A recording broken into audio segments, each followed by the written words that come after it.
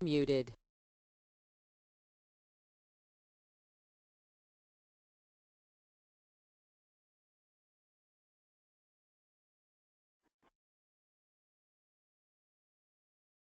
Welcome everybody to the Insight Group's webinar on generating seamless customer experiences through social. Thank you so much for joining us. Over the next 45 minutes, we're going to be discussing how you generate these experiences through your social media, trying to make them as engaging but indeed seamless as possible. My name is Jack Edgar. I'm the project director here at the Insight Group, and I'll be hosting today's webinar. The webinar actually forms part of the agenda for this year's Corporate Social Media Summit in New York, happening on June the 20th and 21st. The event actually brings together 350 senior corporate executives from some of the world's biggest and most social brands, ultimately to discuss this year's most pressing social media challenges and of course opportunities as well, all of which have been decided by you, the corporate social media community, as has today's webinar topic. Now, before we start today's discussion, I just want to remind you that we are recording the webinar, so everyone will receive the recordings next week. The webinar is also very interactive, so we'll have a number of anonymous polls taking place throughout the discussion, so please do vote and get involved on those. I also cannot urge you enough to send in your own questions through the chat box, which you should see at the bottom of your screen, so we ultimately can ensure that the insights shared are as tailored to your challenges and your priorities as possible. Do not wait until the end of the webinar to send these through. I will be looking at those and incorporating those as we go and as we run through the discussion. So the sooner the better. We're also using the hashtag CSMNY, which you can see in the top right hand corner of your screen. Again, any questions that you'd like to send through there, we will be monitoring that, so please do send through any questions, any additional thoughts. Do go ahead and tweet away. Now, I'm delighted to firstly introduce Kimarie Matthews, the Senior Vice President of Social Care and Capabilities at Wells Fargo. Also Dan Gingis, the Head of Digital Marketing over Humana, and last but not least, Nabil Pike, the Senior Program Manager for Consumer and Social Customer Support at Microsoft. Welcome to you all. Now, before we get started with the discussion and indeed our first poll, I just wanted to let each of the speakers briefly introduce themselves, just to shed a little bit more light on them, on their respective roles. So first of all, over to you, Kimarie. Sure. Hi, everyone. My name is Kimarie Matthews, and I manage social care and capabilities for Wells Fargo. And so that encompasses customer service in social media and also the technology platforms that we use to service our customers. I started at this a long time ago. I was doing voice of the customer work back in the 2008 timeframe, and I was spending all this time collecting customer feedback through surveys and focus groups. And then suddenly social media came on the scene, and I thought, wow, this is amazing. All these customers are saying the same things, and we can talk back. So I helped start our first Twitter handle, Ask Wells Fargo, which was the first support-focused handle in Twitter by a financial institution. And since then, I've helped it grow to serve over hundreds of thousands of customers. And it's just been an exciting place to be. And I now feel like my life's work is about evolving customer service and making it easier for everyone. Thank you so much. So clearly, that experience from concept through to completion, that first Twitter handle to, as you say, servicing hundreds of thousands of customers every year, Kimarie. Thank you so much. Coming over to you, Dan, if you'd just like to briefly introduce yourself. Well, thank you, first of all, for having me on the webinar and at the summit coming up in New York. Very excited for that. My name is Dan Gingis, and I head up digital marketing at Humana, which encompasses social media, search and display, and email marketing. I'm actually pretty new to Humana, just a couple of months. I spent 10 years at Discover Card, the last 3 of which were in digital customer experience, looking at website and mobile interactions, as well as managing social media and the social care program. And on the side, kind of as a fun hobby, I co-host a podcast called Focus on Customer Service, which interviews brands that are doing social care particularly well, and tries to extract learnings from them. So hopefully I will bring some of those to the table today as well. Perfect. Thank you very much, Dan. And finally, coming over to you, Nabil. Hi, Thanks, everybody. My name is Nabil Pike. I work over at Microsoft, and my responsibility is really around the consumer social and community support experience for our customer base there. Microsoft started on Twitter and social networks quite a while ago. The Microsoft Helps handle was actually sort of a passion project of a director within customer service and support that really felt strongly that Twitter was going to be an emerging place where customers wanted to engage with us. And certainly that's been proven out over the years as that's expanded as a channel and really become table stakes for any major company to have a significant and helpful presence on both Twitter and Facebook and other networks. So we think about it as part of the set of front doors where customers can come and engage with us.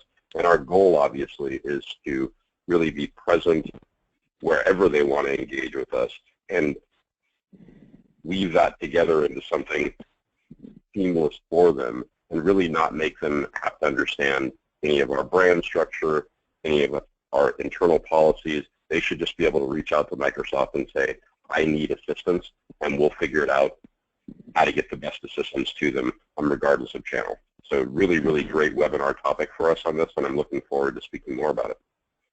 Fantastic. And indeed that kind of internal structuring to make sure that when people reach out to you, they are just reaching out to Microsoft rather than one particular department, one particular function is what we'll be discussing over the course of today, so incredibly pertinent. A nice way to start the webinar would actually be with our first poll, just to kind of gauge, I suppose, the audience's relationship with this topic.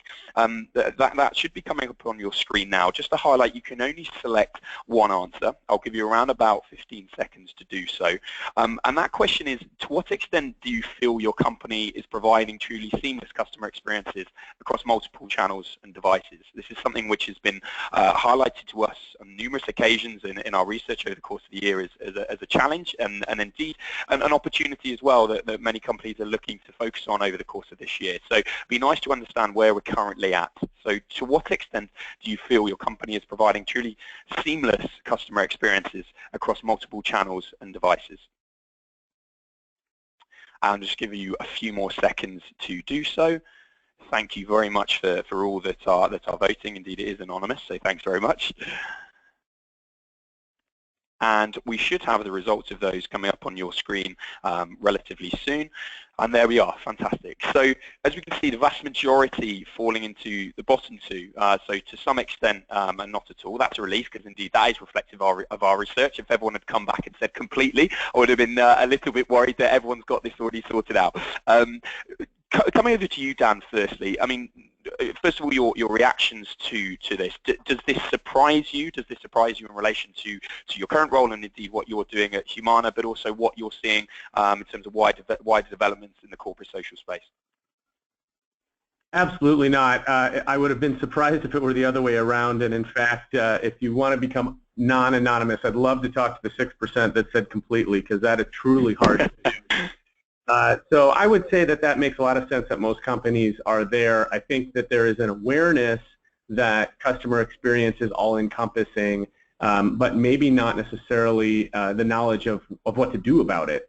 And one of the big issues, there's a great McKinsey article that just came out a week or two ago that was talking about the customer journey holistically versus individual interactions.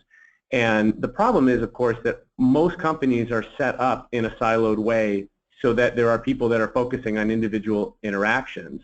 And the problem with that is that you miss the entirety of the journey. You miss thinking about where did the customer come from before they got to the interaction that I'm working on right now, and where are they going when they leave, and how do I make sure that that connection is seamless for them? And it's really hard to do. So the poll does not surprise me, and hopefully at the end of this conversation at least people will feel a little bit more confident about their ability to go maybe move up one spot in the poll. Exactly, and as you pointed out, it's as much to do with a mindset as your internal procedures and structuring around the customer's journey rather than anything else. Just before we move actually onto that, Kimarie, what do you see as the key reasons for many companies wanting to generate seamless customer experiences? It might seem obvious, but you know, really, what do you think the motivation behind this is? Well, what is a seam really? I'm thinking about a pair of pants, and there's two pieces of fabric that come together, and you have some tailor who had to stitch them together. Really, do we really even want that seam to be there? No, we want that seam to be so well stitched that you can't even see that the piece of fabric on the left is different from the piece of fabric on the right. So a seam really is about that place that exists between the transition from one experience to another. We don't want it there because it creates friction and it creates bumps for the customer. We want to deliver effortless customer experiences because they're easy and it's just the best thing for the customer. So it's totally obvious why we want seamless experiences, but sometimes it's good to kind of think about what exactly is that seam. And as you pointed out, it is ultimately about that kind of ease of use. And if you can get rid of the seam, if your tailor is good enough to make a pair of pants without seams, then perfect. Nabil, coming over to you, what is the first steps that a company can take in terms of achieving this? I mean, I know you guys are focusing on this really right now. You have been over the last months and years as well. So what are those initial steps that can be taken? Well, I think Dan and Kimarie have touched on it. First, it's acknowledging that you have a problem. So having a clear idea of what your goal of the customer experience is can act as a North Star. And then you can assess, well, what can we do first? Because there's a lot of roads that you can take to get there. And similarly, I don't think Microsoft has achieved where we want to get to either. So Kimarie's idea of the seams totally resonates with me. It can start as simple as CRM on saying, cool, do we have a unified CRM so when we have these customer contacts, we're getting them in one place? But it doesn't have to. It can also start as similarly as, what are those key silos or connection points that customers talk to you within the company, and making sure that your internal processes and communications and handoffs are good enough that you're improving that for the customer. So depending on external versus external, you can take any of those tacks. And then finally, that external assessment of, well, how am I having customers contact me? What channels am I making available? And are those channels reaching similar places or providing the teams that actually need to assist the customer correct visibility? We did an inventory of old phone numbers several years ago. And over the years with larger corporations, a lot of these things just take on a life of their own. So even something as simple as revisiting that, retiring, combining, and collapsing your structures so that there are fewer points where customers are coming in allows you to be much more attentive to those portals for them. And coming over to you, Dan, actually, before we move on, I mean, we talked about the acknowledgement of the problem and ultimately setting the right mindset, the right culture. Really, what is the next step for you? You mentioned the kind of ladder analogy earlier. I suppose, what's the next step following that? Well, I mean, the issue with the ladder analogy is that it equates to multiple groups in the organization, right? So there really has to be a step in which you get those groups either working in concert, or you have a team that is kind of responsible for looking across those groups. A lot of organizations, including Humana, which is one of the things that drew me here, have created a title for this, which is the Chief Customer Officer. And I love that there's a C-level executive at my company that, you know, literally her job is to lose sleep over the customer experience and to make sure that everything we're doing as marketers and technologists, you know, is making that experience better. And so that does change the focus, right? When you now have marketers, for example, that report up to a Chief Customer Officer instead of a Chief Marketing Officer, it does change how you think about things. But still, as with any company, you know, there's a lot of silos that exist, and so getting those teams to work together and looking at a project, you know, if the project is we want to implement this piece of functionality for this product in this business line, the question that really needs to be asked is, first of all, would this piece of functionality benefit other customers in other products and other business lines? So maybe we could build it for everybody. but also, again, as I said before, to understand what the experience is of that particular customer and make sure that you're not just installing new functionality because it's cool or because another competitor is doing it, but that it makes sense for your customer. And indeed, that deeper customer understanding is a fundamental facet of it, and we're actually going to be looking at that in a little bit more detail later on. Before we do that, Kimarie, just coming to you, I mean, Dan mentioned the fact that Humana have made a very, very clear commitment towards this in the form of developing the Chief Customer Officer. I suppose, what are you guys doing, both structurally, procedurally, to ensure that customer interactions with the brand, regardless of the function, the department, are as seamless as possible? I mean, again, do you guys have a Chief Customer Officer, or have you developed any other ways in terms of committing towards this? There's no question that the customer is at the center of everything we do at Wells Fargo. It's embedded in our culture, from every meeting we have to every business case we create. But creating seamless customer experiences across an enterprise as big as Wells Fargo and really tackling it at that level, we do have some big strategic programs to do that. But sometimes I think it's important to come down to what we're talking about here in social. And when we started social care, we actually had the problem that there are over 80 lines of business at Wells Fargo, and we are creating a channel now that we can get a problem about any of those.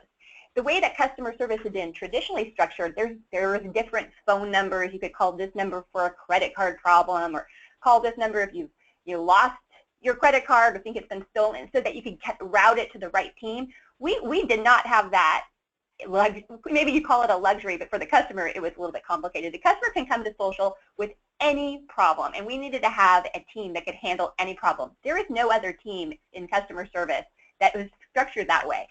So what that meant is that we needed to reach out to all of those business lines and make sure that we were going to be coordinated on the customer experience. Now, I'll tell you, it's been a maturity. When I look at the way that we originally set this up, there was not seamless experiences. Because we're a financial institution, we cannot do all kinds of servicing in social media because we need to protect our customers' privacy and security. So we needed to get them out of social. But getting them out of social means moving them to a secure channel, which for us has traditionally been the phone. And that transition could mean that, oh, well, we'll get them to the right team, but that team may not know what they've said in social media. They may not even realize that they were in social media. That customer has to repeat themselves all over again. And so while we started there in our earlier days, now we're getting to a place where we can, if we do have to transition them to the phone, we can make sure that the agent that gets that call can see what they've done before. And then we've taken a step further than that. Can we actually get the same agent in social media to take the phone call so they can just start right where they left off? And then most recently, we've been trying to make improvements upon that, which is let's try to do a pilot where we move them from social to a secure chat environment, which feels a little bit more seamless, as well as trying to expand what we think we can do just servicing them straight up in social media. So it's been a journey. We're still on it. But it does require a great deal of enterprise coordination. And as you pointed out, ensuring that you have the right tools in place, but also one thing that became very, very clear is the empowerment of your agents as well, Kimarie. Mm-hmm. Yes, absolutely. We need to empower the individuals in social media as much as we can to directly solve problems, because the best customer experience comes when the customer talks for the first time with a person who is able to solve their problem. They don't really want to call somebody or talk to somebody in social media who says, okay, great, now let me move you here. So while initially I think we set up our social care more as a traffic cop model, we're now trying to bring more capabilities into the social care team so that they can just solve the problem right there. And the good thing is that it's always an 80-20 rule. There's an 80% of things that we see often that we can start to empower our agents around. And then, of course, there's 20% of the things that really get esoteric, and it's important to move them to the line of business that is best equipped to solve their problem. Ultimately, trying to service them in the channel of the customer's choice. Come over to you, Nabil, and actually on that point of serving them in the channel of their choice. Which departments have you had to work closely with, and do you currently work closely with? I suppose what infrastructure does Microsoft have in place to make sure that when customers do interact with your brand, reach out to your brand, they are seeing you as one holistic entity rather than particular individual departments? Well, social media is the great place to talk about that question, Jack, because one thing we recognized early on was between customer service and support at Microsoft and marketing at Microsoft within specific product lines, there's shared ownership here.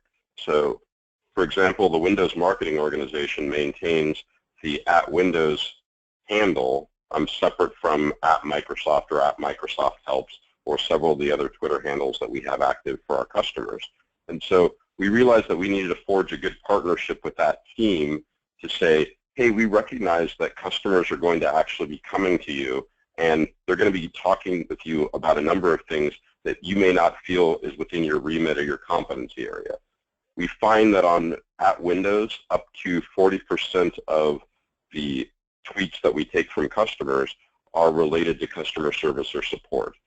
And so having a good relationship with that team makes it very easy for us to seamlessly hand off customers over to our social media agents and get those questions answered.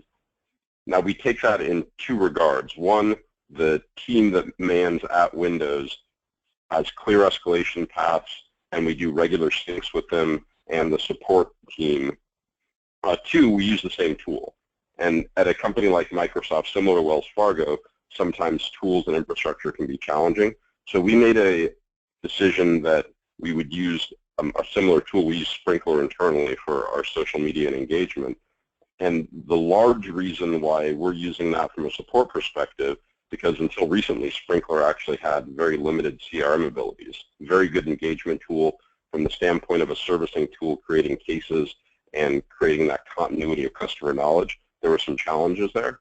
But because the other main brands within the company were using it, the benefit of being able to pass a customer behind the scenes seamlessly, so that the first contact that the customer got was from the correct team, outweighed the benefit of the case management solution. And so that's been our model of how we actually try to break down the walls between teams on our Twitter handles. And it works quite well, because when you have a good test case like Windows or Office to share with other teams as they want to light up these specific channels, we have an onboarding conversation with them and just say, hey, here's historically what we've seen on these other brands. How can we assist, and how can we make sure that as you have these questions, customers are getting assisted and assisted as quickly as possible?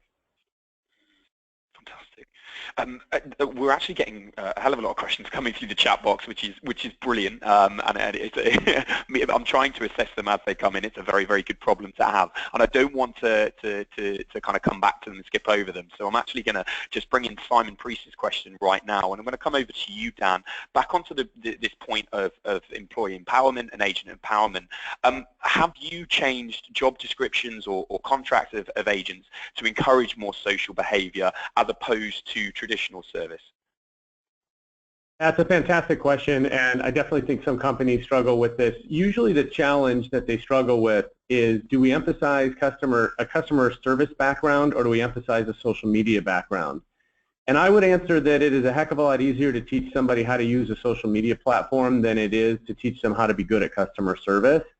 So I always recommend that you start with somebody who has proven expertise in service. Now, that being said, it really does help if they have basic knowledge of social media. We had an incident at Discover where we had an agent who several times was responding to customers and adding a space before the @ sign of the handle and then answering the question. And unfortunately, that little move makes it go from a one-to-one interaction to a broadcast interaction to all of our followers. And that's just, it's an educational thing. That person was not particularly familiar with Twitter and the eccentricities of Twitter. As you get better at this and you start to do it in different platforms, you realize that answering a question on Facebook is very different than answering one on Twitter, or in Messenger is even different from on a Facebook wall. So you definitely need to train on the social aspect. But the opposite is saying, well, we're just going to go hire a bunch of millennials who know a ton about social media, and we're going to try to teach them customer service, and that usually leads to disastrous results.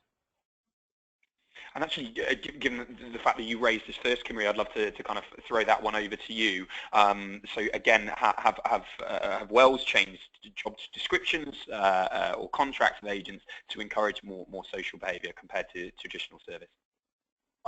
I couldn't agree with Dan more. I believe that for any service job, I think that there are people that have a heart for service. There are people who serving others, it makes them feel good, and it's their mission in life. And I look for those people who just love it and enjoy it.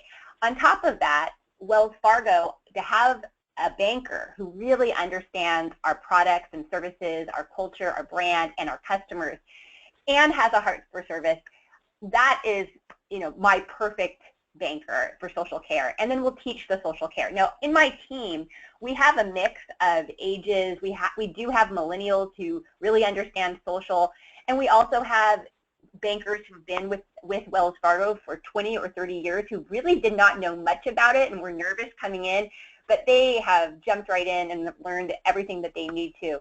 I also think that there's something about social that really allows them, people that have a heart for service, to connect with the customer emotionally in a way that I sometimes think maybe a little bit better than the telephone.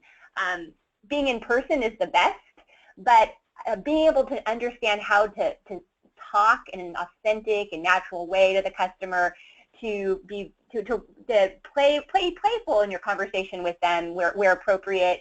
I think it's a great medium where people that are just naturally good at talking to others, they can really shine. Fantastic. Keep the questions coming in, everyone. This is fantastic. It's looking like I'm just going to have to throw my framework out the window, which is absolutely fine. The next question, again, coming back to you, Nabil, and it's a question from Christina Petrick. Can we expect to see more companies using Facebook Messenger as a customer service platform? Shopify actually recently announced that. In your view, do you think that again that's going to be more and more on companies' radar as we approach 2017? Well, I think so. I think the interesting thing about our new platforms, Twitter was a new platform. Facebook certainly, kind of the ebb and flow of Facebook, has changed, but customers will tell us where they want to communicate with us at, and I enjoy that aspect of it where we're led by the customer demand as opposed to sort of build it and they will come. This really isn't the field of dreams. This is when customers want to engage with us on a channel, they will push for it, and our job is to be aware and attentive to it so that we're actually building out the capability there. With Facebook Messenger, we don't have a lot of experience with that right now. We do a decent amount of direct message, but aren't using Facebook Messenger as a channel. In general, because we have some capabilities on our own chat platforms, we would think about a channel shift and get them onto a Microsoft chat where we have both a higher level of security and authentication there, and also some additional capabilities on remoting and that kind of thing, as we need to assist them with the problem. So I wouldn't rule it out, but I think there are some fundamental reasons why we would first try to examine that. Is that a channel shift opportunity? They want to go from 140 characters to real-time interaction instead. I think that Twitter enhancing the character limit for direct messages also solves some of that need for customers. And in fact, when they announced it, they clearly were targeting it at organizations delivering service over Twitter as a platform of saying, hey, now you can actually have meaningful, longer conversations with your customers as they need to in this channel. In actual fact, Nabil, I was chatting to Jeff Letter, who heads up the social care initiative at Twitter, and he mentioned exactly that, something he's going to be talking about at the Corporate Social Media Summit, and the motivation behind that, and helping businesses and equip them with the right tools to do exactly that. Actually, I'm interested to come over to you, Dan, and actually the same question. So, do you see more companies using not only Facebook Messenger, perhaps others as a new customer service platform? And I suppose the way in which it relates to our topic for today's webinar. So do you think new platforms are actually allowing a more seamless experience, or in actual fact are you just adding kind of more platforms to the mix and making your job even harder? Well, it's funny you mentioned Jeff. I was actually hanging out with him just yesterday at the Social Media Marketing World, where he presented as well. Right after him was Brian Huron, who works at Facebook Messenger. And so both platforms are definitely heavily focused on service, which is great to hear for those of us who are doing it every day. And they're working to enable an easier transaction, and plus both of them want to make their platforms the service platform of choice. I think that in time, what's going to happen is the platforms that we use, and Nabil mentioned Sprinkler, but there's a lot of platforms that do this. Eventually, what we think is going to happen is that those platforms are going to make the experience seamless for the customer service agent, so that it doesn't really matter where a customer comes and wants to talk to us. We can service them in a similar way. And the agent someday may not even know whether they're on Messenger or on a Twitter DM, etc. But I do think that as social care professionals, and I think Kimarie said it before, we've got to be where our customers are, and as our customers move to other channels, we've got to figure out how to adapt.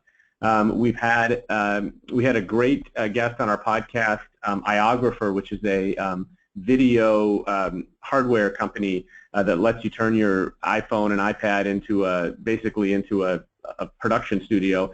They're doing customer service on Snapchat, and one of the things that they found that was beneficial there was the ability of a customer to actually take a picture of the problem, because they had tried back and forth on Twitter and just weren't understanding each other. And it turned out that this particular customer had the wires crossed, literally had the cords in the wrong holes of the device, and that's why it wasn't working. And David from Iographer would not have known that but for he got to see a picture of it on Snapchat. So I think there's a lot of opportunity for new channels.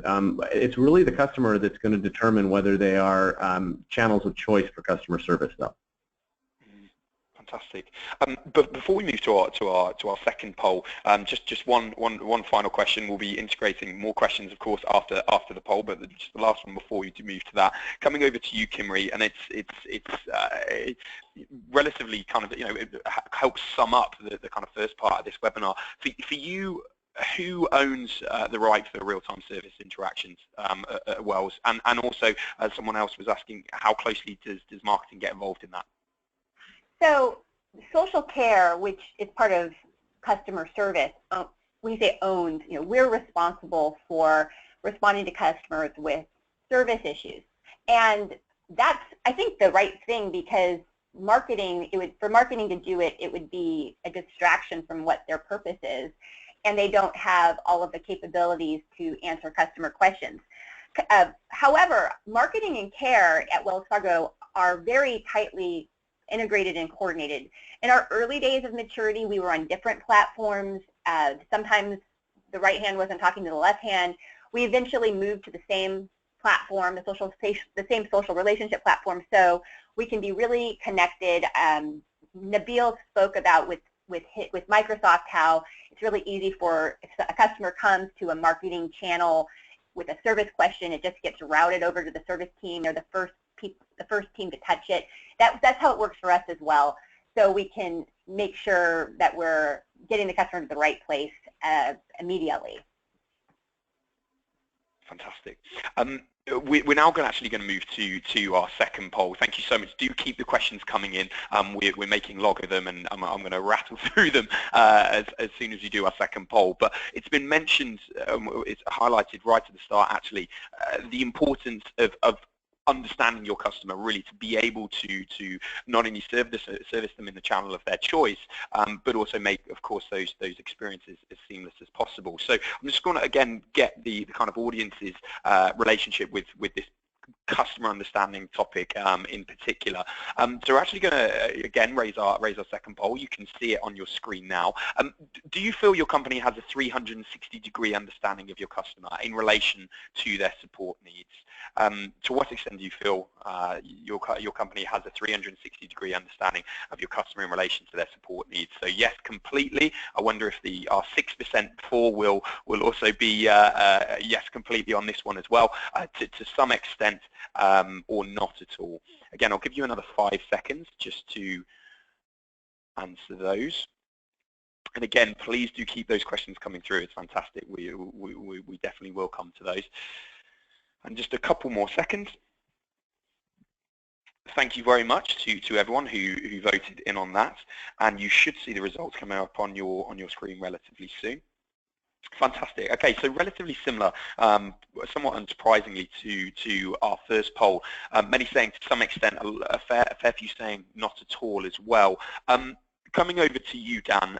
First of all, again, your kind of response to those pollings, but also, I mean, what I think it was Kimarie mentioned earlier, the importance of the customer feeling known to the company and feeling as if they are being seen as an individual. Just how important is this understanding piece to generating seamless customer experiences?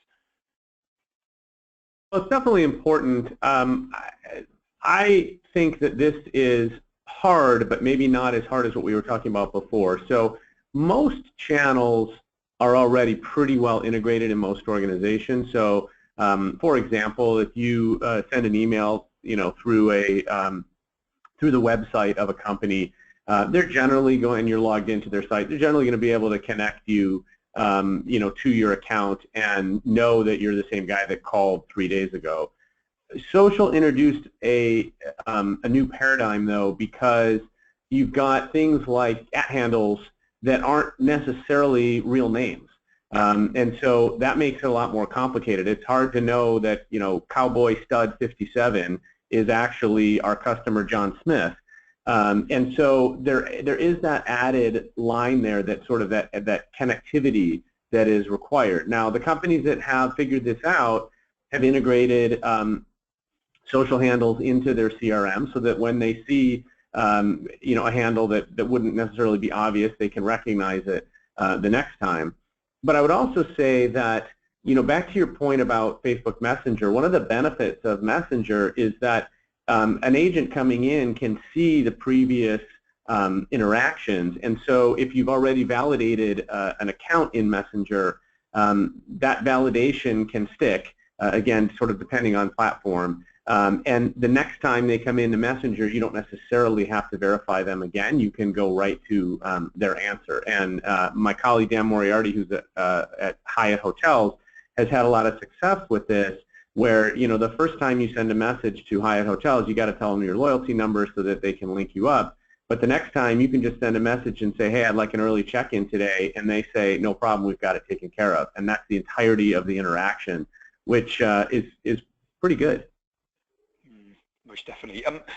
Coming over to you, Kimarie, I suppose one of the challenges that has been highlighted to us, again, by many kind of companies over the last kind of 4 or 5 months is the fact that a lot of the data, a lot of the information that you have on an individual customer sits in disparate systems, departments, platforms, etc. How are you guys at Wells collating that to make sure that you do have this more comprehensive, this more holistic view of them, of previous interactions, etc.?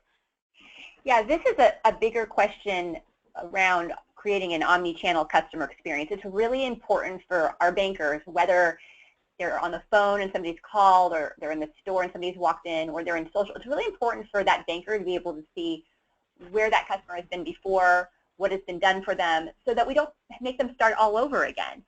And there is a lot of work that we're doing across a very complex organization to make that happen. For social media, we are on a journey. Right now, our social media systems are not connected to our main customer relationship platform management systems. So it's not easy if you just call straight in. You may not know. We may not know that you have had a social interaction. But I think that's one of the key priorities that we have for evolving social care, is to make sure that that social interaction is seen alongside interactions with other channels, so it's part of the holistic view. Fantastic. And I'm actually going to just the same question over to you, Nabil. How are you collating this understanding, this knowledge of previous interactions to make sure that your agents, etc., are empowered and have as much context when they need to interact as possible? I think this is a case where we have a fairly significant tools challenge internally, because across our email and chat and phone channels, we have an investment in one CRM, and then for social, for example, we're using Sprinkler where we don't. And so bridging that gap is a challenge, but we've sort of played Wizard of Oz and said, well, if anybody's going to be inconvenienced by this, it should be Microsoft. So in the case of our social agents, we actually have them with access to the other CRM tool as well, where they can actually look up the customer as needed there. And when I think about seamless, I think about two levels of seamless. I think about seamless to the customer, and then I think about seamless or low friction to the company. And I think we're far more concerned with making seamless to the customer work before we figure out how to make it work really well internally with low friction. So we'll make those trade-offs where we go, all right, they may have to operate in two tools, but at that point the customer doesn't have to reference or repeat a bunch of information. They can just get the case number, authenticate the customer appropriately, and then review the case notes there. Now, in general, the interactions that we're doing on Twitter are not as technically deep. In those cases where the customer is having something beyond what we can solve easily for them, or provide them a good troubleshooter or self-help resource for, we actually recommend and try to channel shift them over into another channel. So if a customer is having an installation problem with Windows 10, for example, we'll direct them to some useful general resources. But if they've already tried those, we want to get them actually in talking with a support agent that can go beyond what we can do even in direct messaging. Asynchronous just doesn't work that great for deeper technical support. And so it's messaging to that customer and making sure they understand the why of it and saying, hey, you know what, you need a little bit more interactive assistance here. Let's get you onto a chat, or if it's not convenient right now, let's make sure you have the right contact information to start another interaction with us whenever you're ready to, so that we can get this solved for you. I was actually, and again, a question that has just come through was just if you could go into a little bit more detail, Nabil, actually on, I suppose, the defined responsibilities, workflows across your teams that you have, just so everyone is clear of their goal, clear of their involvement. Well, I think we invest a lot of time in the specific teams. I think it happens more between other channels outside of support, because within support we have really well-defined processes where even our escalation teams, we treat an escalation via social identically to an escalation via phone or email or chat for us. So our escalation teams had to actually be trained on how to engage with customers on social media as well, so that they could actually continue to assist that customer. Outside between like at Windows or Windows Marketing and Microsoft, what we've done is we've sat down and plotted out the key customer contact reasons and how we want to address them. So because there's a lot of simple answers, we tend to hire for people that are both intelligent and have a little bit of a Sherlock Holmes mentality of, I can go find the information. It's quite difficult to actually train an agent that's handling that initial response on social media for everything that they're going to get. What we found is more effective is that idea of teaching them where they can go to find the information they need and then training them on the top scenarios, because otherwise it tends to fade over time. We just can't, we don't have enough of the same question on those 20% tail questions.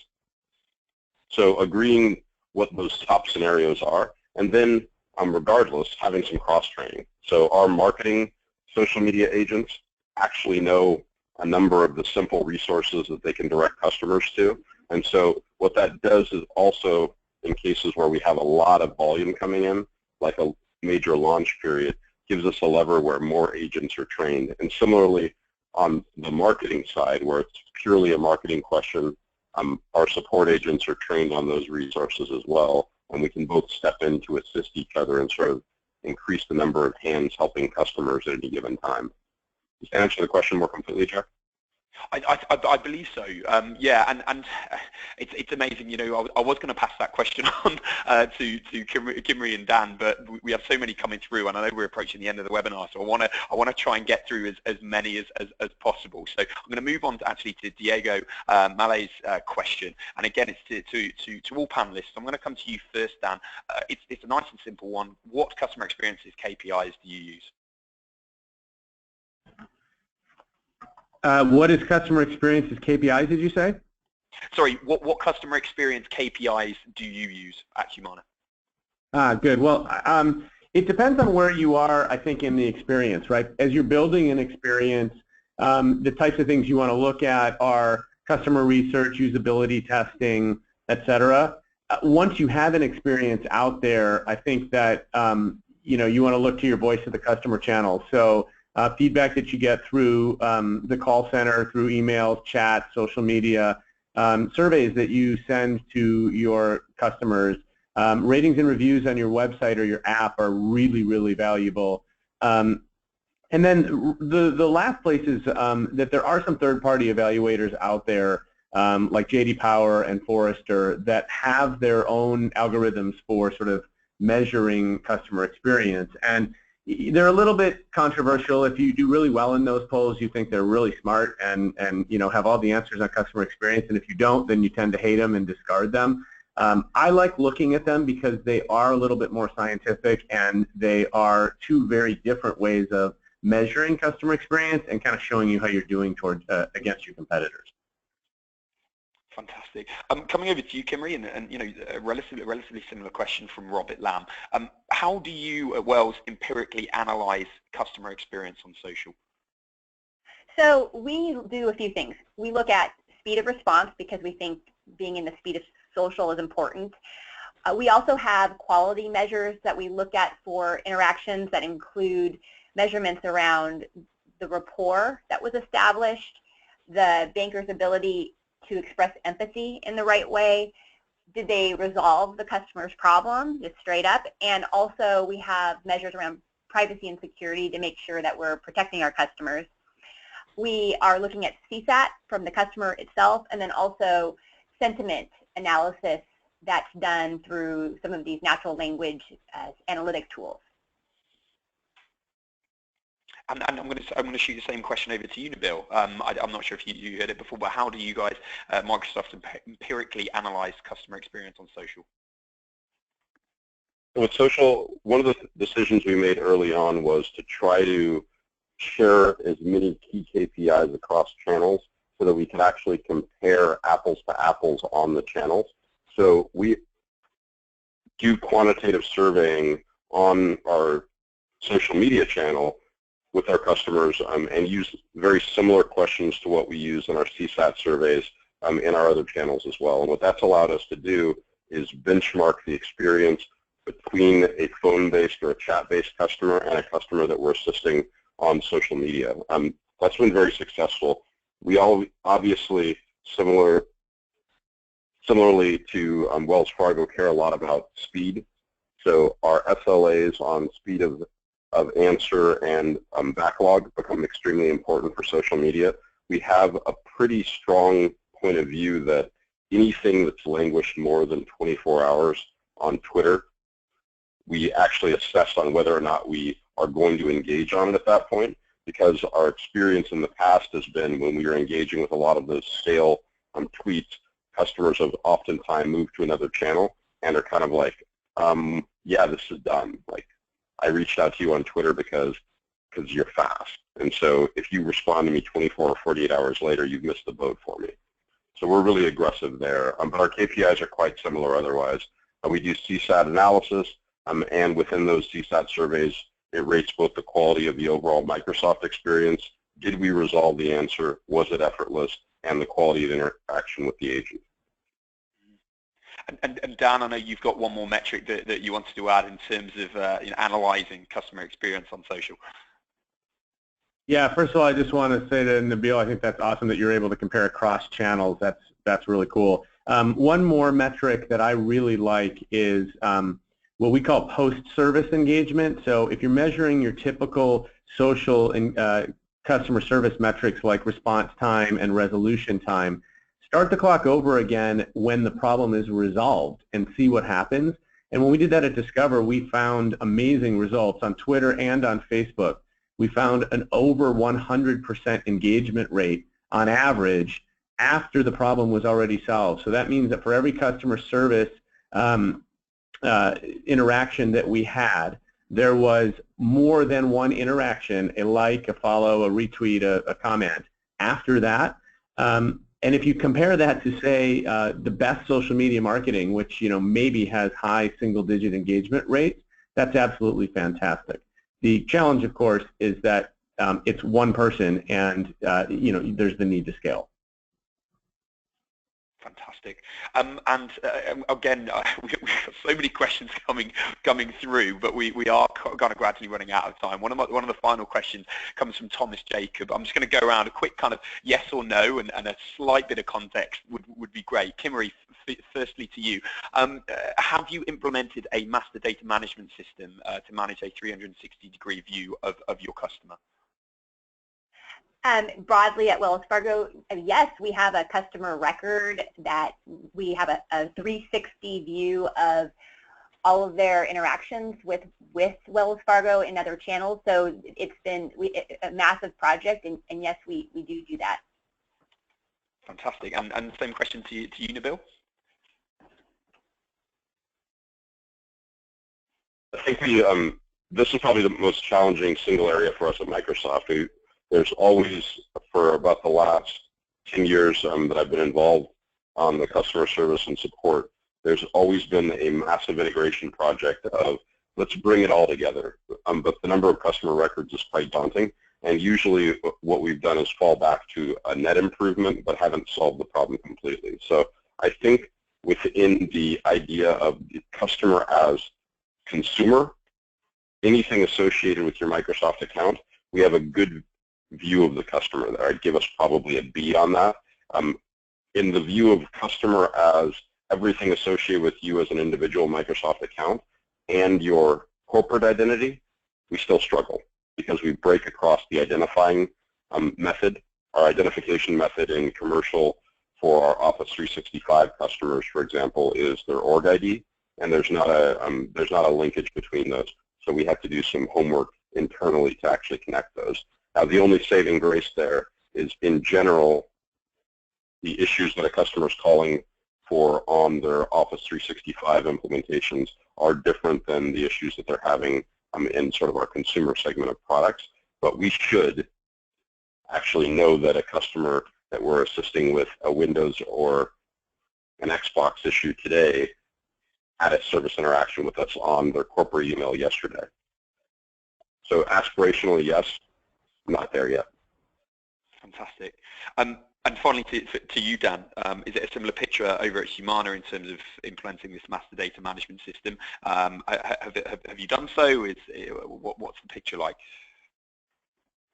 I would, without repeating him, I would reiterate the last comment. I would say that that Nabil's sort of right on. You do this in chunks, and you get better at it, but the extent of the relationship can be really, really wide-ranging. We have customers, for example, that use our pharmacy but don't have a healthcare policy with us, or vice versa. and those have grown up in different systems, et cetera. So it is exceedingly hard, but there's no question that's the goal. Fantastic. A final question to round off. Quite a few people are asking really what does the future look like? So Kimarie, coming back to you, if you could put your prediction hat on, do you see any kind of big changes, any big opportunities on the horizon when it comes to servicing your customers in the most seamless way possible, both in terms of course, your strategy at Wells Fargo as we approach 2017, but also the wider social space? I think that Dan had it right earlier in the webinar when he talked about a future where the customer service agent might not even know what channel the customer actually came into. And I think the main point there is today we have our customer service organization set up by these silos. They come in by the phone and there's somebody trained to do phones and they're not trained to do others. And really the future should be that a customer might start in the phone and end in text, or they might start in chat and they may move over to the phone or end up in social. Really, it's about using the right channel for the right point in the conversation. And I think this is really exciting for customers because sometimes there is a need to follow up. And if you have a conversation in phone or chat, which are I think more immediate kind of interactions where you have two people that have agreed to come together to solve a problem. And then when it ends, it's really hard to get back. And yet sometimes there's these follow-up questions. And that's where some of these lighter, maybe more asynchronous types of channels can really come into play to close out and make sure that the customer gets everything that they need. So I really see the future as being that whether the customer comes in via text or chat or phone, it almost doesn't matter because it's really just a single threaded conversation that can go between modalities as needed for the customer. Fantastic. And Dan, coming over to you, what's on the horizon in relation to companies and generating seamless customer experiences over social media? I think Kimarie said it great, and if you've ever tried to come back to a customer in social media that gave you a suggestion 6 months ago that you actually implemented, and you responded at the time, of course, but you respond 6 months later and say, hey, we implemented it, check it out. It is amazing the response that you'll get and the loyalty that you'll get. But I guess I would point you to what is now at this point a pretty well-known Gartner study that said that 89% of enterprises would be competing on customer experience by 2016. And remind everybody that it actually is 2016. And I think that while they might have been a little bit early, I think they're onto something. And so what's going to happen is the companies that don't focus on this are going to lose. And the companies that have had a head start, like those on this call and those that are on our podcast, are going to be well ahead of the pack and actually use customer service as a differentiator. As more products and services get commoditized, the service piece of it is going to stand out as a reason why you want to do business with a company, and I think that's going to become even clearer in the upcoming years. Fantastic. And Nabil, just if you could give us your thoughts, and anything differing, anything that you see in your crystal ball compared to Kimarie and Dan. I think I did a great job of capturing a lot of my thoughts as well. A leader, to me, is airlines seem to have done a very good job of being predictors of where the rest of the industry will follow. So I think several airlines are doing great jobs at actually having this real-time interaction, and that's probably going to become the gold standard by which other companies get measured, because if I can tweet to American that I'm having a problem with the luggage, and they're able to resolve it while I'm walking between gates or something, that's outstanding. And more that's going to raise the bar and the expectation level for customers across the board for us, which is a good thing. Thank you, Nabil, for that, and thank you so much to all three speakers for their answers and their insights. What's been really nice really about today's discussion indeed are the kind of different perspectives, the differing backgrounds of both our speakers but also our listeners, and some of the great questions that have come in. So great that we have had to overrun quite significantly. So I apologise to all for that, but we simply couldn't end the webinar without kind of getting those final thoughts. Unfortunately, it is now time to end the webinar for today. I can't really go any further than 15 minutes over, so again, I apologise. Firstly, I would like to extend a huge thanks to our speakers for today, Kimarie, Dan, Nabil, for all their insights and their contributions. Before they leave, and indeed you leave to go and get a very well-deserved coffee, we will be sending the recording of the webinar following next week, so don't worry if you have to kind of pop out and miss any of the discussion. What's more, and even better, the numerous questions that we didn't get to, or any other numerous questions that you have, you can actually get them answered in person at the Corporate Social Media Summit in New York in June the 20th and 21st. It would be fantastic to see you there alongside our speakers for today. And just coming up on your screen now, you can see some of the other brands that will be speaking and sharing their best practice.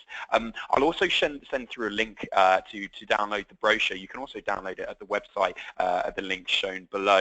I would love to hear your thoughts on the topics being discussed, and of course who will be discussing them. So please do take a look at that.